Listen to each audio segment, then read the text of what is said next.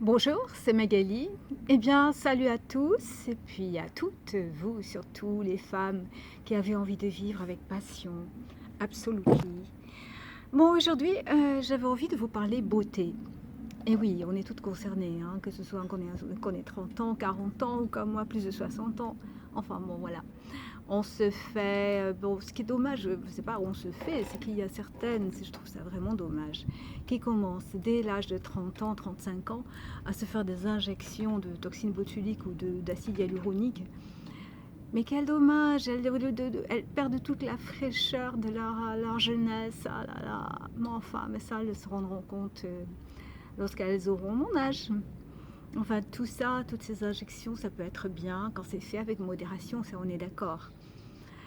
Alors, je voulais parler d'une chose qui est, bon, ça nous concerne, oui, bien sûr, ça nous concerne parce que de toute façon, dès qu'on est un petit peu qu'on a un peu moins le moral, quand on est un peu stressé, quand on est fatigué, on se dit que on a besoin on a besoin ou de se faire un peu d'injection ou alors de se faire un petit lifting. Enfin, moi, parfois, ça m'arrive à peu près à chaque changement de saison ou alors quand j'ai une baisse de tonus. Je me dis que je me ferais bien faire un petit lifting la cervico-facial. Mais heureusement qu'il y a mes filles qui me disent non, non, maman, ne fais pas faire ça. En tout cas, je n'ai pas envie de ne plus me reconnaître. Mais je dois avouer il y a des réussites superbes, hein, sur les actrices ou des mannequins. Elles ont raison. Enfin bon, je voulais vous parler d'un reportage que j'ai vu dernièrement à la télévision. Ah, ça m'a vraiment impressionné. Bon, je savais que ça existait quand même, mais bon, de le voir. Alors, c'était des femmes, donc elles étaient en général assez jeunes, hein, pas plus de 40 ans, et elles se faisaient faire des injections. Mais devinez de quoi? De plasma, enfin de leur propre plasma, Dieu merci. En fait, elles se faisaient faire bon, avec une seringue, on prélevait leur sang et après on injectait leur plasma soit dans le visage pour rehausser des pommettes ou autre chose dans le visage en tout cas, et aussi sur les seins, mais c'est vraiment bon. Et alors ce qui était bizarre, c'était que quand on montrait leurs photos, elles avaient toutes des espèces de piqûres, toutes injectées de sang. Enfin bon, c'est drôle. Enfin, je pense pas que ça arrive bien en France, ça, ce genre de choses. Mais enfin, c'est Hollywood, c'est les États-Unis, c'est les excès. Pourtant, j'adore, hein, j'adore les Américains. Mais ça, c'est drôle. Ça faisait un peu vampire. Et puis, bon, donc j'ai vu aussi un autre reportage. Ça, c'était pour maigrir.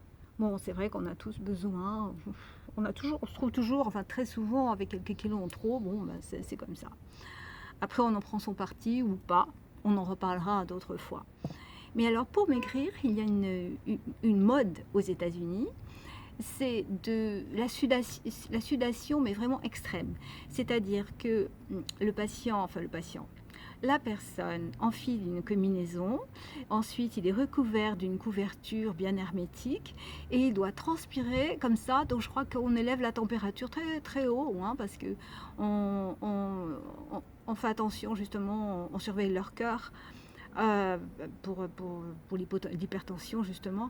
Donc ils élèvent la température très haut et à la fin de l'heure, donc ces patients ressortent avec, ils perdent vraiment pratiquement un litre d'eau. C'est impressionnant. Et ils doivent faire ça assez régulièrement. Et ils disent que ça leur procure, bien entendu, un bien-être extraordinaire, un meilleur moral. Ça fait tout, hein, de toute façon.